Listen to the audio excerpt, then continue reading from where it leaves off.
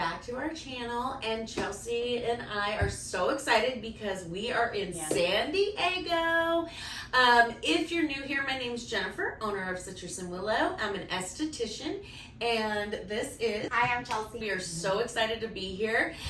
We are at Kiss and Makeup Now with Libby Lazarus. Okay, with Libby Lazarus, and we are so excited to talk to you. Thank you so much for being here. Why don't you...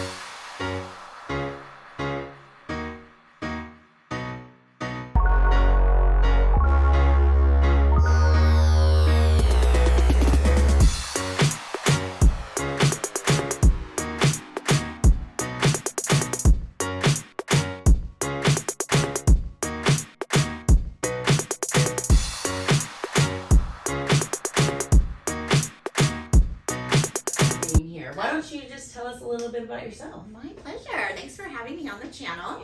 Let's see. We are in sunny San Diego. It is gorgeous. Sunny right now. Thank goodness. Since And it wasn't supposed to be. oh, we've had a lot of rain. Yeah. Chelsea and I brought the sun. Yeah, you did. We are in my suite. I'm in a Sola Salons, and I've been an esthetician for over 20 years. And I specialize in brows and Brazilians, and I also do training online and in person. I've done a lot of different treatments, but I niched down about a year ago. And I've worked for med spas. I traveled with Dermalogica and took a bunch of their congresses, one in Australia and one in Barcelona. So I've done a lot of different things. I was a spa director for 10 years. I'm kind of like the poster child of doing things wrong, everything wrong in today's terms. So I started a Facebook group called the Secrets of Estheticians, which is for estheticians, hairstylists, makeup artists, and beauty school students during COVID, because we were shut down in California. It was horrible. Just to get more education out there, because there's so little education, in beauty school. And that sort of just catapulted into doing online classes and things. But the trend now, obviously, is to go out on your own, right? Pretty soon after. Yes, pretty quickly. That was not the thing 20 plus years ago. No one did that. You had to go somewhere and slave away, and then you made a list, and then you left in the middle of the night and hope those 50 or 100 clients followed you. It was horrible. Yeah. I did that unsuccessfully a few times. So funny. But now the trends are so different, and people want their own business sooner, which is great because there's so much money to be made. And so I just started getting into more education, but I've only been solo for 5 years, which is not a great thing. You guys are way ahead of me. I should have gone solo a long time ago. It's scary though. It's really scary, and there's no certain path. It's not like you go to school and become a teacher and then you're a teacher, right? I You know. get your extended license, and then you don't know how to run a business.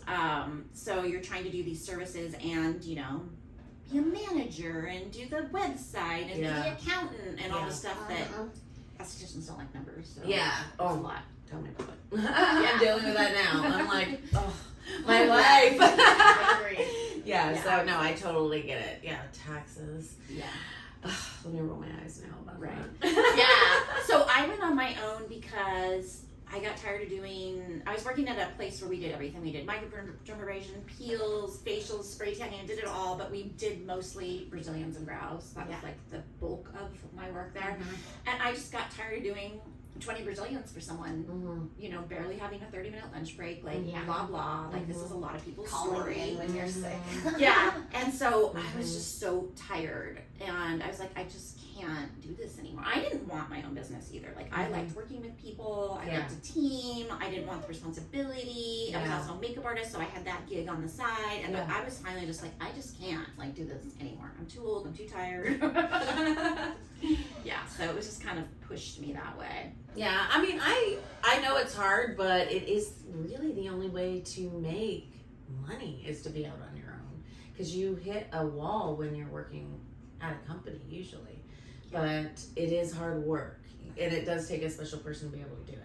Right. Well, and I feel you're right. There's no strict path, because I feel I'm like you. I like working for someone. I like going along the path. I like doing my job and focusing on my job, especially because where I'm at in life. But I feel it's way to have the control in my schedule and my time's so valuable now. Yeah, Wow, especially yeah. like you're a new mom. Yes. I'm like, Yes.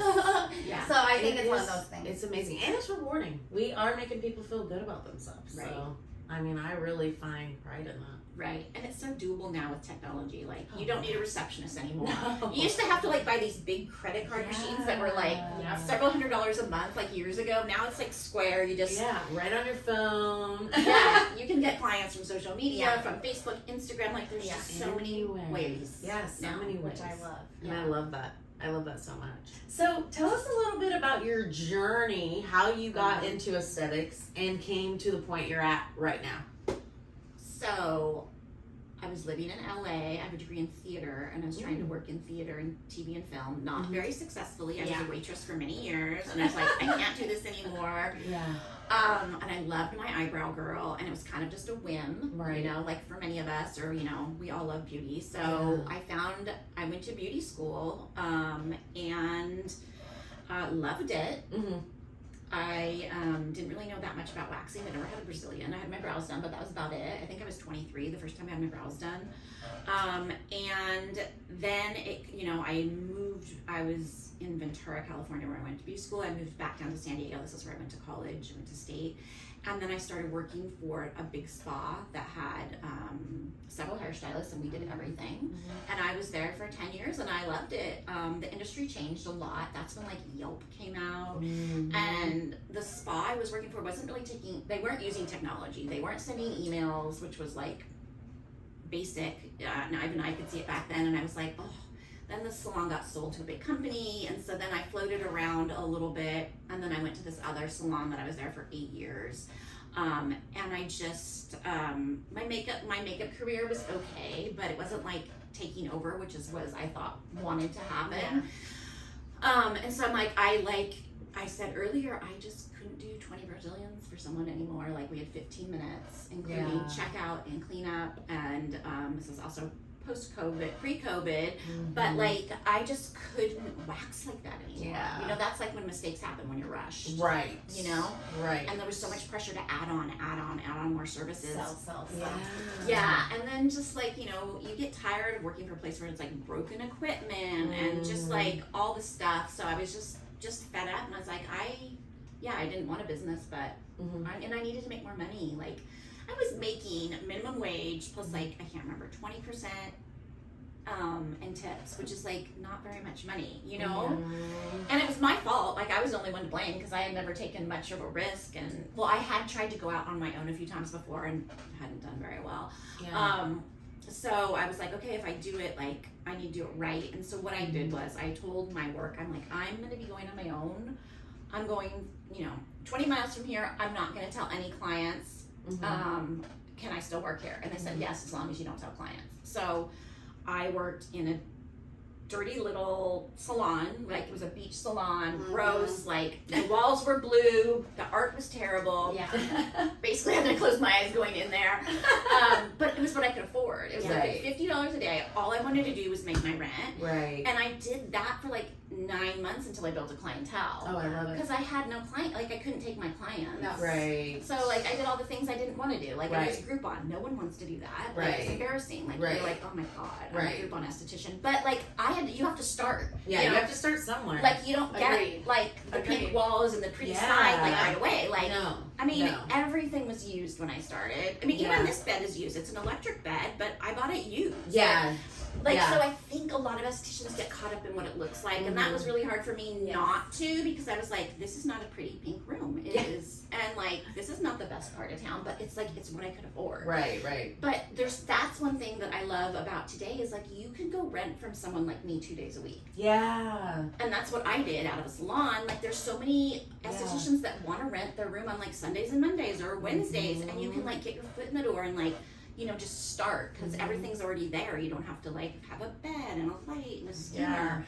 So that's how I started, and I did that for a while before I went full time. Mm-hmm. It's really where it's at, because I feel like in school you think it's going to be, you're going to make the big bucks right away. You're going to have great clients. All your friends and family are going to support you. Right. And they all want free services and discounts, so you're making no money and you're doing all these things, and you think it's going to be so different. But the grit, kind of like you're talking about, being the, I'm telling you, secretary, room changer. I worked in a medical clinic right out of school, and I can't even tell you. The laundry, the turnovers, all the free. It's not what you're anything expecting. they needed, I was like, right away. But it is kind of how you learn the ropes. Yeah, really. It's really good to go work for. I mean, I'm glad I did, because it took me a long time to get good at what I was doing. But there's nothing wrong with working for someone else. I think it's amazing. Make your mistakes on someone else's Yelp page. Yeah, it's definitely not for everyone. Yeah.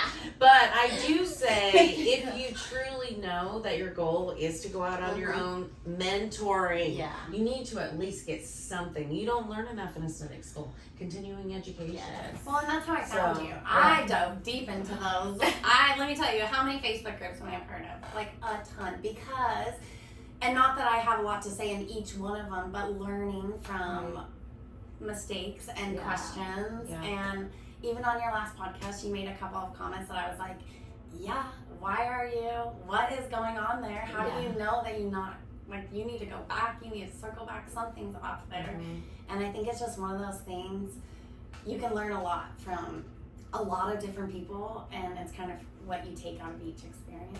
Right. Yeah. Mentor. I mean, there's so many people that you teach classes that you can learn, and then you learn all your mistakes, so you don't make them. You know, that's the diversity. Yes, there's so many ways to make mistakes in this industry, so it's good to have someone. I'm always a person who takes the hard road. I don't know why. And learn the hard way, but at the end of the day, I mean, that just means I have some good, don't do's. Right. Do not do's. Right. Absolutely. Don't get too aggressive. Don't think you know everything. Especially right out of aesthetic school. It takes time. It does. And the thing that I see most in the groups is people making mistakes and not knowing what happened, or how to handle it, and then how to get clients, like, every day. Yeah, and that's it's just the big one. constant How do I grow my content? And it's like, get a mentor, take a class. Yes. There are a lot of different ways, but you got to do them all. You know? Education sells. Yeah. People want to know that you're educated, that they're not just coming to someone who doesn't know what they're doing. Well, absolutely. And then, people will say, well, I want to learn how to do, like, acne facials, but I don't want to take this class. It's $800. And they're like, oh, look on YouTube. I'm like, do I want to go to an esthetician that they learned how to do acne facials on YouTube? No. Yeah. I want to go to someone that has trained with hydrofacial, or whoever, like, that's done the training, like, and it's hard to see that at the beginning, I guess, you know, and you don't want to spend the money, and no one has the money, and I totally get it, but it takes money to make and something, it that's really what I was does. gonna say, something that's hard with this industry is it's changing quickly, and to get where you want to get, which is why it's great to work with someone in the concept of it, but it's hard to start out at the best of the best. You have to find where you want to go and then grow there over time. Otherwise, I think we always talk about when we talk about bringing brands on, we both are just like love so much of the industry. Yeah. How do you it's say hard no to it? cut it off. But it is about the money. Yeah. As you have to find what you can truly afford. And what works for you and your clientele, but based on like what you want to call, like, have your clinic be acne focused, anti-aging focused, like, what's your niche? But speaking of niches, I know I was gonna say I'm excited. Okay, so we've never talked about this before, but you do vajacials and fanny facials. It's so exciting. And we're in California. I think in Idaho it's allowed to. I'm pretty sure it's allowed in all states, right? There's no legal. It depends on the state. They don't. California's weird. We have like a million laws. Yeah. You guys are usually the toughest. So a vajacial is basically a facial for your bikini area, just the top area, you know. And so it's like, for people that have breakout and ingrown hairs. Yes. If they haven't had a recent wax, we do like a steam and a deep clean and extractions and a mask. It's super popular and it's a great add-on. It is. Yeah, and it's same thing with fanny facial, a facial for your butt. Yeah. You know, and you know, out here everyone works out and is in yoga pants, and so we have a lot of bathing suits, athletes, all those things. Yeah. So it is a popular stuff. It's a great add-on for people that are focusing on waxing too. Yeah. How did you find your brands for that? Because obviously not a lot of, or some are starting to gear. There's a lot of brands starting to gear. Like I can think of a few, but how did you dive down that rabbit hole, finding what you want to use in a vajacial service or a facial? So basically, when I opened my studio, I wanted to work basically with women-owned brands, if I could, smaller brands, not like the big brands, and support them. So I kind of found them like through groups and stuff. One of the girls I use, she's out of Florida, and I use her Restore serum just because it was another esthetician that I could support, you know. So mostly like small brands, also results oriented. I also have I'm super low right now, but I have a very small retail because I'm so niched down. When I opened my studio, I did facials and peels, but most of my money was coming from waxing. And then after COVID, I was like, gosh, I have this like shelves and shelves of product, you know, and it was like people were not loving me for facials. Like they loved my facials, but they weren't coming back. And I was like, okay, I have to take my ego out of this. Like, I'm not really making money from this, you know, and that was hard because I was like, oh, I loved my massage and I loved my clients and my steam and all that, and I was like, well, you know what, Libby, you're not great at it, obviously. People aren't coming to you for that. They're coming to you for brows and Brazilians. It was so hard for me. I still have it on my door, facials. I need to scrape it off. That's okay. So I had taken some expensive training a few years earlier, and one of my coaches was like, the best thing I ever did for my business was niche down. And I was like, okay, well, McDonald's only sells hamburgers, so maybe I should just sell hamburgers, and not try and do tacos and pizza and all these other things. That's good that you just went that. It really is. I mean, I did want to bring that up. You're right, where we want to talk about niching. How you did niche down into just the waxing and stuff is. Do you recommend that for everyone? I do too. I mean, what would you have to say about it? Yeah, I mean, pick a few services that you really like that doing, you love to do. Yeah, and like you like seeing it on your books. Like people will reach out to me and they're like, "Oh, waxing is so lucrative, but I hate it." I'm like, "Well, then don't do it." There's so many other things you can do. Right. You know, if I had the room in here, I'd probably do spray tanning also because it is very lucrative. Especially in this area. Yeah. Like for us, I think we have a lot of spray tanners, but I can imagine sunless tan for a time. So I would say just niche down your product lines. You know, you don't have to have 84 different products. You know, do your hero products, because I was finding things were like expiring and stuff, and I was like, okay, I have to learn from this. That's what's good about knowing ingredient knowledge, because then you can mix and match. We mix and match with different lines of what we like. When we do the acne boot camp, though, we do stick straight with that protocol. But then after, when they get on their regular routine, we sometimes mix and match. Like, we love Epiance. That's one of our big heavy hitters. And Epicutis. That's amazing. Color Science is a new one. Have you heard of them? Yes. Yeah. Well, I was looking in her studio, and she carries Sweet and True, and we do very little waxing. But how do you determine whether you sugar versus whether you wax? Because you do Brazilian, or you're known really well for Brazilians as well as brows. Do you? Yeah. So I use hard wax, soft wax, and sugar strip. Okay. So I do all three. Only because I was like forced to. Like when I was in school a million years ago, everyone did soft wax because it was the cheapest.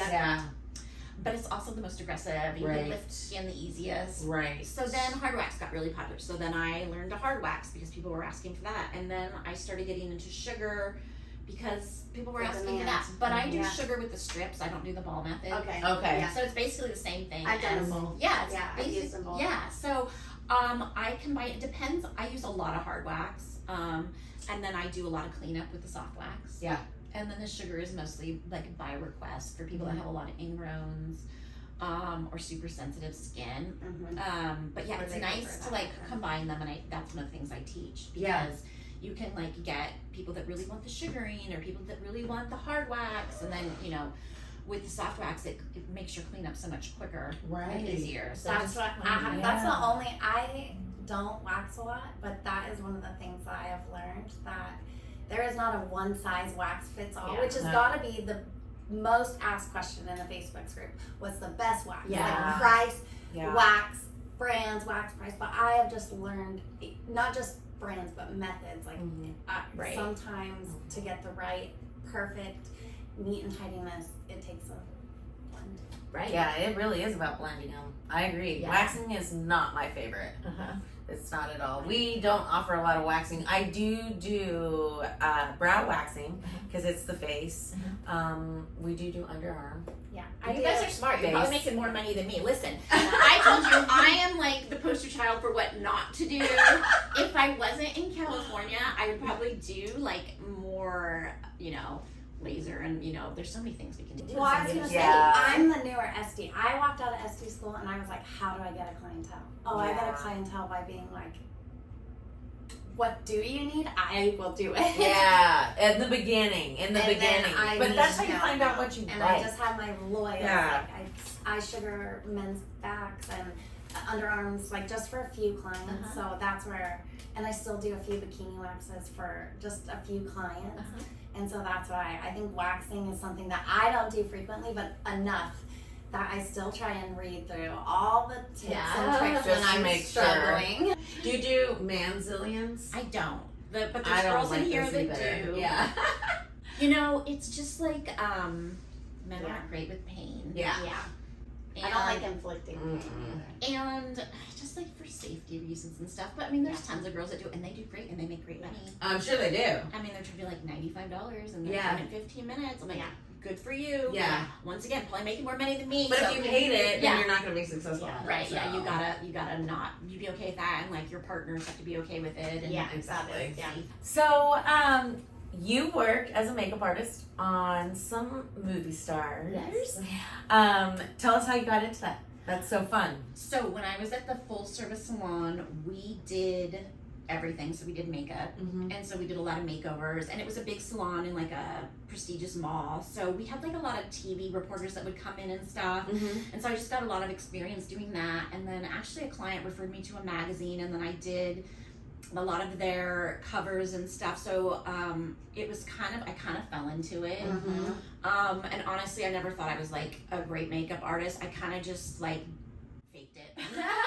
And then I started taking classes. Yeah. But I do suggest makeup if people are interested in this industry, especially bridal. I did that for a lot of years. There's a lot of money to be made. Yes. But take classes, don't wing it like I did, like I said. I did everything backwards. So then after I started taking classes, I was like, God, I really don't know what I'm doing. So then I took more and more classes with some great people. And I mean, the money to be made and doing weddings and freelance is crazy. Yeah. I mean, I have a friend that's getting married right now, and I was looking at her hairstylist, and it was just for the hair, for makeup for the day of it was $325, and that's about what people were charging. Yeah.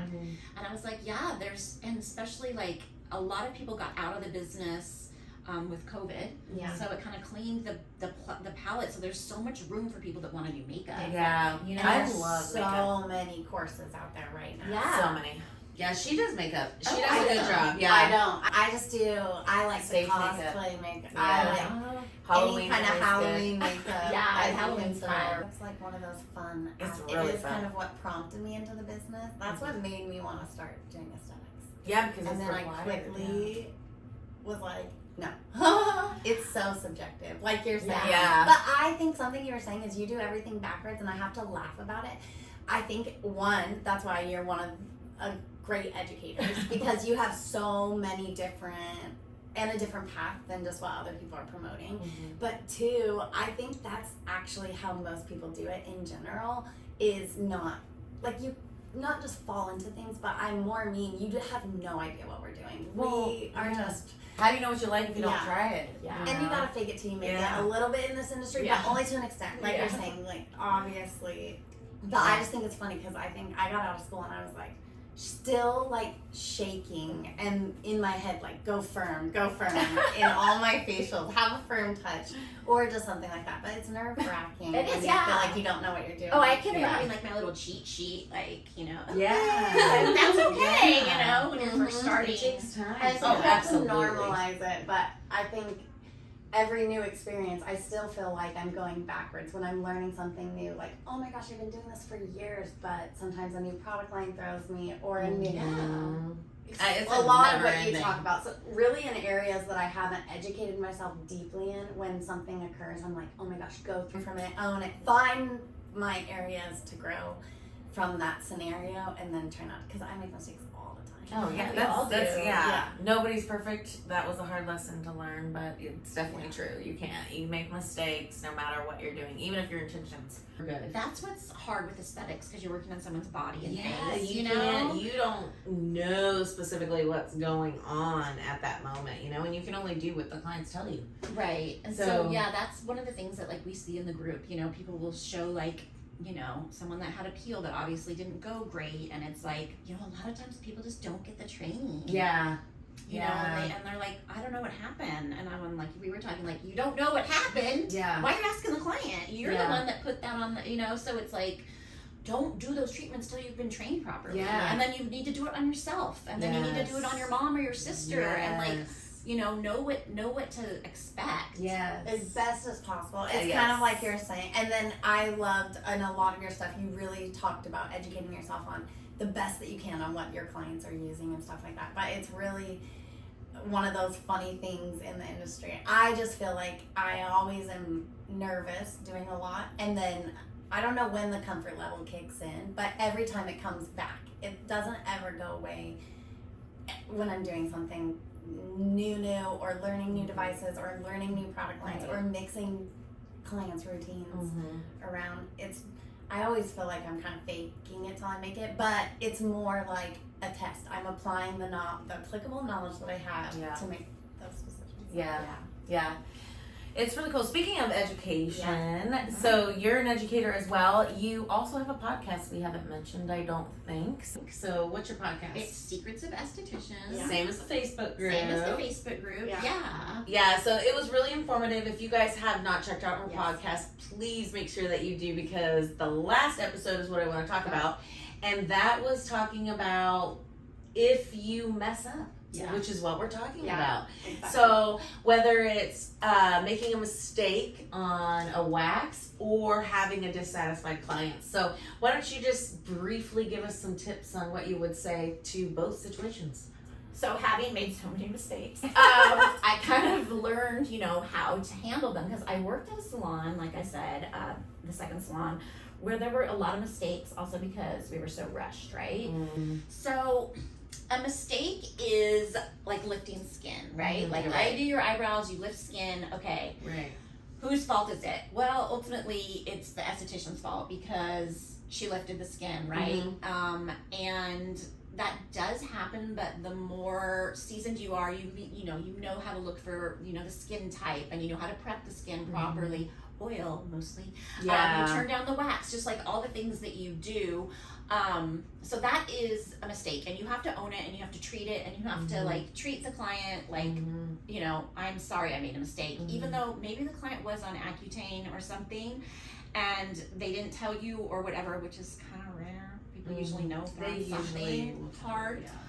Especially if you have an intake form. Right. Those questions should be on there. Right. So that is a mistake. A complaint is, in my terms, like, oh, well, she didn't do enough massage, right? Either way, if someone is complaining, you have to address it, learn from it, try and make the client happy and move on. So I see in the Facebook groups all the time, well, this client wrote a review and said that I did this, this, and this. And it's like, well, it's so hard. You got to take your ego out of it. Be like, did I do that? But Did I it's still massage a enough? retail industry. Right. The client is always right. And it's so hard because, you know, people get upset and then they write these crazy things, and then it's on their Yelp reviews, and I'm like, the first thing you need to do is just take a minute and be like, okay, what did I do wrong? Yeah. And then call them, email, text them, say, come in or send me a photo. Photo is the best, because then you can really tell what happened, and then, you know, apologize, try and remedy it, either give them a free service, have them come back in, give them a product to soothe the skin, whatever it is. But don't be combative, because that's not going to get you anywhere. No, you know, it's just going to make them more mad. It's better just to alleviate. Right. But what I tell people is, if something happens in the room address it right there. Like, you have lifted a little skin underneath here, you're a little tender. Are you using different? Are you using something different? Your skin's really dry. And then they'll be like, oh yeah, I started different last week or whatever. Be like, okay, I want you to put Neosporin every day, stay out of the sun. I'm going to call you in a couple days. So then you've addressed, they already know something happened. You've addressed it in the room so that they don't go home and their husband's like, what happened to you? So trying to address it in the room, whatever it is, if you see something, and then check up on them, and they know that you care, you know? I mean, I know things do happen, sometimes people aren't happy, and occasionally you have to give people's money back, but like, do you want a bad review, or do you want to give them a free next brow wax? And you honestly make repetitive clients that way as well. Like, if you own the mistake. I mean, I've lifted people as well, and it's just like, I'm so sorry. They're gonna be able to tell the next day. It's gonna be shiny. It's gonna look weird with makeup. Eventually. So I try to address it like immediately as well. It hasn't happened in a long time, but that takes time though.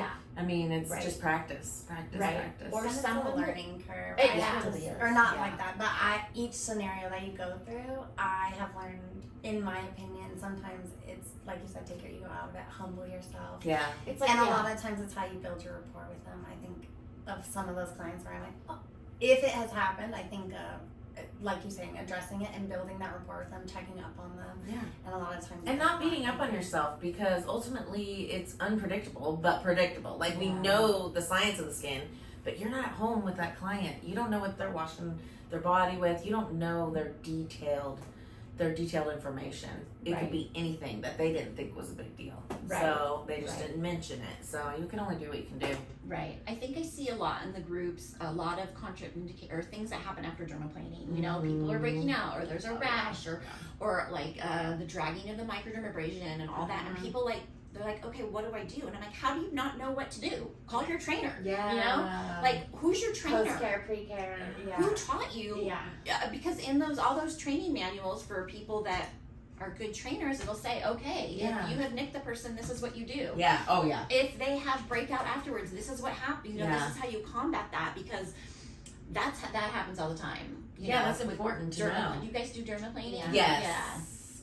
I love dermaplaning. People love But it is one of those things, and I have had, especially when it's something that's new to them, you know, we sometimes forget how, you know, you can leave. I think it really depends on the kind of client you are, because I laugh, because each of us are different clients. I'm the client where Jen's doing my microneedling, and I'm like, go light, blah, blah, blah, don't do this, don't do this. I'm like controlling her the whole time. I know, I'm annoying. She is my friend, not for many reasons, but for the few that we click, and she can handle it. But she's more got the tough skin.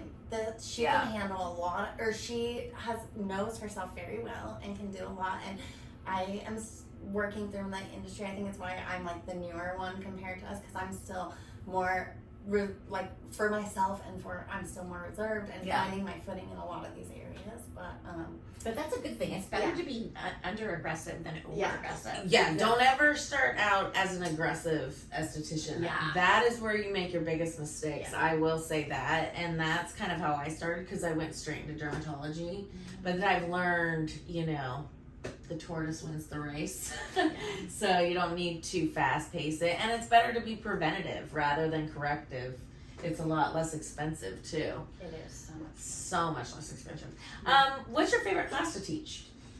I love teaching Brazilians because it can be just like one little trick that helps people, and they're like, okay, I get it. Oh, that's how you get the inner lip area. Oh, that's how you get the back. Oh, that's how you make it go quicker. Because it's such a private area, and like and they don't teach it enough in school. No, because a lot of places it's not like on the state board exam, like in California, so they're not going to teach it. And so they just teach what is required, and that's one of the reasons why it took me so long to get good was because no one was teaching it. And actually I was getting a lot of complaints, and I was leaving hair, and so finally I was like, where I went to the spa, there was no training. It was just you just started. It didn't matter how much, and a lot of places are like that. A lot of places are like that. And I was like, I'm gonna get fired if I don't figure out what I'm doing wrong. And so I pinned down the owner and one of the estheticians, Natalie. I'm like, can you help me figure out what I'm doing wrong? And so I figured out what I was doing wrong and got better, but like, you don't know if you haven't been trained properly. So training people. Well, especially fresh out of school, I have to say, there's a lot of different body types. Your Yeah. models don't always Yeah. match the body type that is a struggle, or it's not a one Yeah.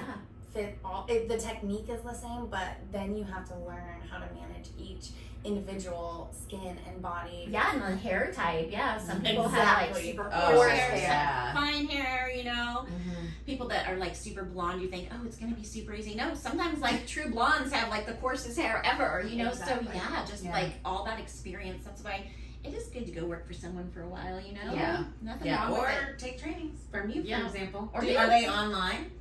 Yes, they're online. Yeah, I don't teach Brazilians, but that's Yeah. your area. I'm gonna link everything. Yeah, I'm everything. gonna put her She's amazing. website, her Check Instagram, her all of her out. social media. Especially for her classes. What classes do you teach? I teach dermaplaning, microneedling, Business courses, mentoring, Yeah. things like that. You know? See, I think that every esthetician should like take a dermaplaning class because the return on investment is so great. Like it's low cost to do. So Yeah. huge. Everyone wants it. And I feel like, and then I feel like waxers and facialists really can incorporate that into their niche. I always think of it like cheese that gets hard or cake. And you're cutting off the hard part and you get the moist, beautiful under part. And that's why I think of dermaplaning, because it makes every service so much better too. More effective, more corrective. I mean, it's a great service. You just have to really take a training on it, I think. I just love And it. recently, California loosened up on dermaplaning, Yeah. right? That's How like long's that within the been? last 2 This is their years. second year. Second Yeah. year. I know, I never That's understood exciting. why they wouldn't, but I'm glad that they've changed because dermaplaning is just such an amazing service to offer. Well, you have been so amazing, giving us so thank much you. information today. It's been really Yeah, great. So fun. I have a few more questions for you. I would love if you could give us a tip for a seasoned esthetician and a golden tip for a new esthetician. I think for both estheticians is to find people in your area that you can cross promote with, have coffee with, be Yes. friends with, do stuff like this with. Yes. You know, Exactly. When I gave up doing facials, I threw them to all my friends in here. I'm in a SOLA. Yeah. So make friends in the industry, you know, start a Facebook group if you're like, you know, estheticians of Idaho, and, you know, cross promote, help each other train, you know, go on trainings together, create trainings together, create, you know, retreats together, whatever, just, cause it can be really lonely, Yeah, you know? it can. Especially working on your own. You just don't get that camaraderie as much. Tell us, because I am such a junkie. Tell us what are some of your favorite product brands that you're using, or any shout outs. Like we were just talking, you guys, this Waxmas mat is This is like insane. Insane. Okay, so It's I'm like buying paper it. thin. Yeah. It's super thin. They have Yeah, white, just- black, pink, Black would be amazing. and then they have a dark pink. I think it's like $40. It's inexpensive. It's like less than half of the ones that are out there. No, it's nice. If you use Libby 10, you get an extra 10% off. Yeah, no, perfect. We will. I'll We'll pop pop that it in on. there I'll too. pop it in Yeah. there. But yeah, I love Waxness because, well, it's family owned. The wax is made in Italy. It's super affordable. They have hard wax, soft wax, wax pots. I mean, there's a lot of great brands out there, but I really like them because their wax really works really well. Yeah. And it's affordable because it gets expensive. Yeah. I love their wax pots. Do you They're use adorable. a specific one from a specific formula for them, or is Um, that something you just... Right now, I'm loving their Scentsy wax and their Russian Pearl for hard wax. Okay. And I use Rose for soft wax and also for roller wax. Cool. Have you tried roller waxing? No, which I only thought about because of overhead, and I wax so few that it's like perfect for one, you know, one strip of legs, and then I'm gonna give you one. Roller wax will Yeah, I cut your haven't seen time it. and your cost in half. Yeah. I mean, people Okay, I love that. people are Proficient. spending so much money on doing hard wax with legs and arms, and I know if you're a hard waxer, you're like, no, I don't want soft wax. Just try it. I want to A roll try. on wax probably would make my life so much easier. Oh, I love yeah. that. Yeah. I'm gonna give you some. Yes. No, but more than anything, I think what's great is where I learned about. First of all, where I learned about that was in your Facebook, right? Oh, yeah. Second of all, in my head, I was like, "Is this sanitary? How can this be done?" And then I continued to learn more about. It's all obviously how you teach it and what you know about it, and I really learned a lot. And I instantly thought, this is something. What brand do you use? Because that's another thing I would never even know where I to look use for. Waxness, Waxness the have roll one? on. Okay. Yeah, and it's one per client. You throw it away. That's how it's sanitary, people. Yes, you it's don't- not unsanitary, But like it's sanitary. to do full legs, it's like, I don't know, $3 or $4, which, Yeah. you know, I know people are using whole pots to do Yeah. legs, Oh, you know? Yeah, so much. I I'm only gonna had buy a- it. I Trust had me, one it's gonna client cut my that I did overhead their in full half. legs, and it does. Well, yeah, it's almost like a whole pot. It's like a half. It's like a half of one of those little Yeah. pots Yeah. for sure. Or Yeah, almost. it really is. And then I use Kelly Baker for brows. I've done Okay. her training before. I love Kelly. The Uh-huh. products are great. Uh-huh.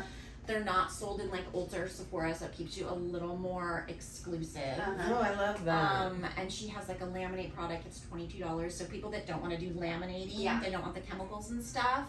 People love that. Mhm. I use Restore, which is a spot treatment from an esthetician out in Florida.